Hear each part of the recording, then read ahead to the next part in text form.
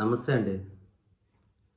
Alexei Navalny పేరు మీరు వినే ఉంటారు. ఈయన Russian opposition leader and Putin గవర్నమెంట్‌కి పెద్ద క్రిటిక్. ఈయన్ని అరెస్ట్ చేశారు 2021లో.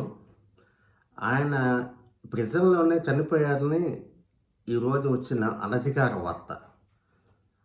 దీన్ని ప్రభుత్వ వార్తా సంస్థ అయిన టాస్ కూడా కన్ఫర్మ్ చేయలేదు. ఏంటి, రష్యన్ వార్తా సంస్థ అధికారికంగా ఉండేది టాస్, మనందరికీ తెలుసు.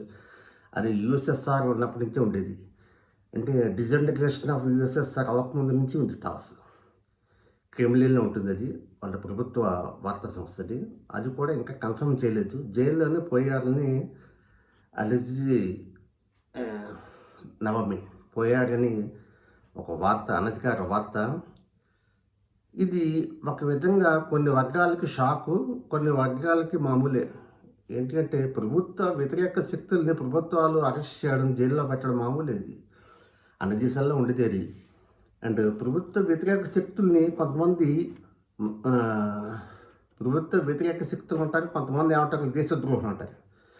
ఇప్పుడు వాడు దేశద్రోహుల ఆ ప్రధానమంత్రికి, ప్రెసిడెంట్కి వ్యతిరేకంగా పనిచేస్తున్నాడా అనేది వాళ్ళకి తెలుస్తుంది. మనం చెప్పడం బయటకు వచ్చిన వాళ్ళం. అతన్ని 2021లోనే అతను జర్మనీలో ఉన్నప్పుడు ఒక ఫ్లైట్లో ఉన్నప్పుడు ఆయన మీద విషప్రయోగం జరిగిందని అప్పట్లోనే ఒక వార్త వచ్చింది. రష్యన్ ఏజెంట్స్ పాయిజనస్ ఇంజెక్షన్ చేశారని ఒక వార్త వచ్చింది ఆ రోజుల్లోనే.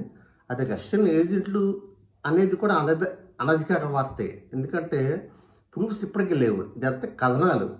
ఇప్పుడు ఈయన చనిపోయారు అనేది కూడా ఒక కథనం. దీన్ని ఇంకా ఎవరు కన్ఫర్మ్ చేయలేదు. నవామి భార్య గారు కూడా కన్ఫర్మ్ చేయలేదు. బైడెన్ గారు ఏమన్నారంటే ఇంతకుముందే, నవామి కానీ జైల్లో చనిపోతే దానికి పుతినే బాధ్యత వహించాలి అన్నాడు.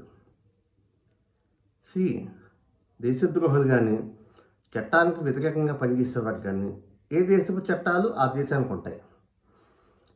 వాళ్ళని అరెస్ట్ చేస్తే చావు పుట్టుకలు జైల్లోనే ఉండొచ్చు. ఆయనకి 19 ఏళ్ళు అంతా వేశారు జైలు 2021లో. అప్పటికే ఆల్మోస్ట్ 50 ఉండొచ్చు, ఆయనకి 45 దాటి ఉండొచ్చు. పోవడం మామూలేదు. ఇప్పుడు ఆయన పోతే బాధ్యత పుతినే వహించాలంటే ఇట్ ఆల్ హ్యాపెన్స్. కాకపోతే రష్యన్ గవర్నమెంట్ మనందరికీ తెలిసిందే, అక్కడ డెమోక్రసీ లేదు, అలా అని డిక్టేటర్షిప్ లేదు. డెమోక్రసీ అంటే ఎగ్జాంపుల్ మనం అమెరికా అండ్ యూకే.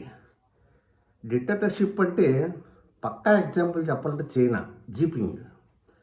అటు కాదు ఇటు కాదు. ఈయన ఏం చేశాడంటే పుతిన్ గారికి కొన్ని సంవత్సరాల క్రితం ఇంకో 25 ఏళ్ళు నేనే ఉంటాను ప్రెసిడెంట్గా అని చెప్పి చట్టాలను సవరించారు. అంతేగాని ఎన్నికలు జరగవని కాదు, అది డిక్టేటర్షిప్ అని కాదు. కానీ ఆయన చేతిలో ఫుల్ పవర్స్ ఉంటాయి. ఇవన్నీ డిక్టేటర్షిప్ కన్నా ఘోరం అని చెప్పి ఆయన అలెక్సీ నవాల్నీ గారు చాలా కాలం నుంచి ఆయన మీద అనధికార యుద్ధాన్ని అన్నమాట అపోజిషన్ లీడర్గా ఉండి, రష్యాలో అపోజిషన్ ఏంటా అని చెప్పి చాలామందికి ఆశ్చర్యం ఇస్తుంది, నాకు ఆశ్చర్యం ఇస్తుంది. అది ఒకటి జరిగిన విషయం. కానీ బైడెన్ గారు ఒక విషయం మర్చిపోతున్నారు. ఎందుకంటే ఆయన సొంత దేశానికి సంబంధించిన, అమెరికాకి సంబంధించిన ఒక జర్నలిస్ట్ ఎవరు, జమాల్ ఖషోగి, చాలామంది మర్చిపోయి ఉంటారు, నేను మర్చిపోలేదు. ఆయన సౌదీ క్రౌన్ ప్రిన్స్, ఆయన ఎవరు, ప్రిన్స్ సల్మాన్, ఆయన వంశస్థులే సౌదీ అరేబియాను పరిపాలిస్తున్నారు, చాలా అవినీతి జరుగుతుంది ప్రభుత్వంలో అని చెప్పి దాని మీద కథనాలు, వ్యాసాలు రాసిన వాడు జమాల్ ఖషోగి, అమెరికన్ జర్నలిస్ట్. ఆయన టర్కీలో ఉన్నప్పుడు సౌదీ అరేబియాకు చెందిన కౌన్సిలేట్ ఉంది టర్కీలో, ఇస్తాంబుల్. అందులోకి చిన్న 12 వెళ్ళిన వాడు బయటికి రాలేదు. అక్కడ ఆయన్ని చంపేశారని కూడా కథనాలు వచ్చాయి అప్పట్లో. ఇప్పుడు కథనాలు, అనధికార వార్తలు అని ఎందుకు అనాల్సి వస్తుందంటే, ప్రూఫ్లు మనం చూపించలేం, ఈ వీడియో చేసేవాళ్ళం. కానీ పేపర్లో వచ్చినవి ఇవన్నీ పెద్ద పెద్ద మీడియా సంస్థలు చెప్పినవి. ఆయన చావు మరీ ఘోరం జమాల్ ఖషోగిది. ఎలాగంటే కెమికల్ కిల్లింగ్ అన్నమాట. కెమికల్ అటాక్ జరిగింది ఆఫీసులో, కౌన్సిలేట్లో, Saudi consulate in Istanbul of Turkey. ఇది సౌదీ క్రౌన్ చేయించాలని ఒక న్యూస్ కూడా వచ్చింది. కెమికల్ అటాక్ అది ఎలా ఉందంటే ఎముకలు కూడా దొరకవు, స్కిన్ కూడా దొరకదు, ఒక వెంట్రుక కూడా దొరకదు. మొత్తం కెమికల్‌లో మాడి మసిలిపోయి మీకు ఒక లిక్విడ్‌లో అయిపోతుంది. బాడీ అనేది నిలువెత్తు విగ్రహం 90 ఏళ్ళు ఉన్నా సరే, అది కెమికల్ అటాక్ జరిగినప్పుడు లోపలికి ఇవ్వడం బయటికి రాలేదు. ఆ తర్వాత ఇన్వెస్టిగేషన్స్ జరిగాయి అని చెప్పి జరపాలి అని యూఎస్ గవర్నమెంట్ అప్పట్లో సౌదీ మీద ఏదో మామూలుగా ప్రపంచానికి మరి భయపడలేదు కదా. అమెరికన్ ప్రజలకు కూడా జవాబుదారీ అమెరికన్ ప్రెసిడెంట్ చెప్పారు. సౌదీ కూడా అలాగే అన్నారు. ఇన్వెస్టిగేషన్స్ ఏవో చేశామన్నారు, బట్ నో రిజల్ట్. మనందరికీ తెలిసిందే Saudi Arabia, America best friends. కాబట్టి అమెరికన్ జోర్లో చచ్చిపోయినా కూడాను యుఎస్ గవర్నమెంట్ ఏం పట్టించుకోలేదు. మరి ఇప్పుడు పుతిన్ గవర్నమెంట్ని నవామి చచ్చిపోతే నువ్వే బాధ్యుడివి అనడంలో అర్థం లేదు. కాబట్టి ఇదంతా అనధికార వార్తే. రష్యన్ అధికార వార్తా సంస్థ అయిన టాస్ కూడా దీన్ని ఇంకా ధృవీకరించలేదు. టాస్ తెలుసు కదా మనకి, యూఎస్ఎస్ఆర్ డిసెంటిగ్రేషన్ అవ్వకముందు నుంచి ఉంది. అది మాస్కోలో ఉండేది, ఇప్పుడు కెమ్లిన్లో ఉంటుంది అనుకుంటా, ఐ థింక్ అది అన్నమాట. కాబట్టి పుతిన్ అటు డెమోక్రాట్ కాదు, ఇటు డిక్టేటర్ కాదు. డిక్టేటర్ అంటే చైనా. మిలిటరీ జోటాస్ కూడా ఉన్నాయి, మనకు తెలుసు కదా, బర్మా.